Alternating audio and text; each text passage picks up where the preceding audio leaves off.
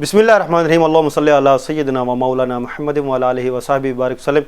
अस्सलाम वालेकुम दोस्तों, अपना गिरदो नवा का अजीज़ व अक़ारब का ज़रूर ख्याल रखा करें।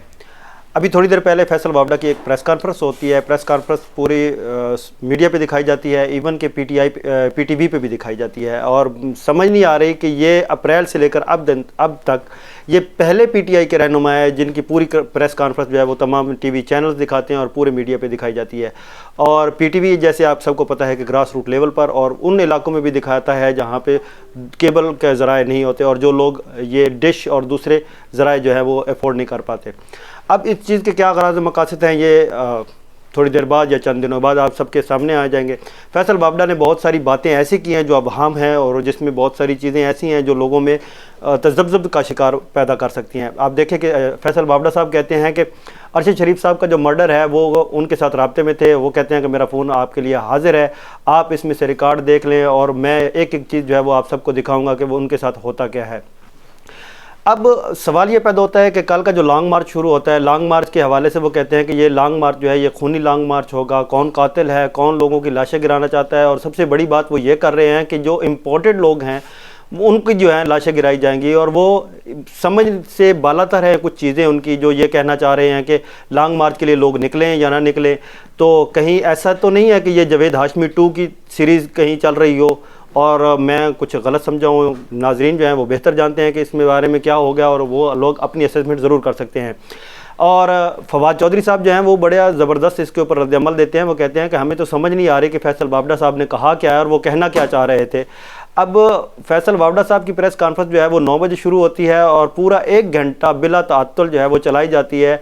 और 10 बजे की जो ब्रेकिंग न्यूज़ होती है, जो न्यूज़ चलती हैं, उनको भी जो है ना रोक के 5 मिनट बाद जो है वो न्यूज़ अपडेट चलाई जाती हैं। अब बहुत सारे सवालात इस एक प्रेस कॉन्फ्रेंस के अंदर जो है ना वो छोड़ के जा रहे हैं। एक और प्रेस कॉन्फ्रेंस जो कल होने वाली है, उस प्रेस कॉन्फ्रेंस का क्या ट्रेलर होगा वो भी सेम इसी तरह बताई जा रही है कि कल जब मैं आपको बताऊंगा कुछ ऐसे लोगों के नाम बताए जाएंगे जो लोग इन्वॉल्व हैं इन सारी चीज़ों में और पाकिस्तान की जो खुद मुख्तारी का सौदा कर रहे हैं और पाकिस्तान में जो एक आज़ाद फ़िज़ा है और पाकिस्तान जो अपनी आज़ादी की तरफ और ख़ुद मुख्तारी की तरफ बढ़ रहा है, उसके रास्ते में रुकावट बनने वाले जो अनासर हैं उनके ऊपर से पर्दा उठाने की ये बात की जा रही है। तो फैसल वावड़ा साहब ने कहा कि पाकिस्तान में रजीम चेंज के बाद तहरीक इंसाफ के किसी बंदे को भी जो है ना वो इतनी ना कवरेज मिली, ना उनको मीडिया के ऊपर किसी ने प्रोग्राम में इतनी कवरेज दी। और एक फ़र्द वाहिद है फैसल वावड़ा, जो आप सबको पता है कि उनको जो है नाअहल किया गया है और वो अपनी सीट पे भी नहीं है।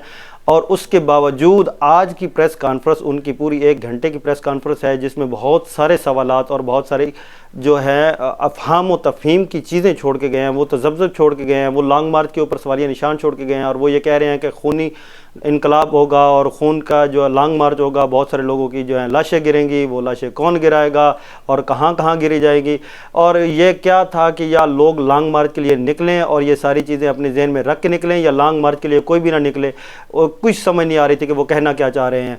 दूसरी, अरशद शरीफ साहब की शहादत के 3 रोज़ तक वो कह रहे हैं कि अरशद शरीफ की जो वालदा के पास जाने के बजाय फैसल वावड़ा लिखी लिखाई प्रेस कॉन्फ्रेंस करने प्रेस क्लब पहुंच गए। वाह वाह, कमाल कमाल। सदीक जान साहब एक बोल न्यूज़ के बहुत बड़े एंकर हैं और ब्यूरो चीफ हैं इस्लामाबाद के, उन्होंने इसके ऊपर कमेंट्स किया है। तो बहुत सारे कमेंट्स हैं इसके ऊपर जो आ रहे हैं और समझ नहीं आ रही कि फैसल वावड़ा साहब ने जो ये प्रेस कॉन्फ्रेंस किया है उसके अखराज व मकासद क्या हैं। ये तमाम चीज़ें आपको चंद दिन के बाद पता चलेगी। मुझे दें इजाज़त, आपका मेज़बान, अल्लाह हाफिज़।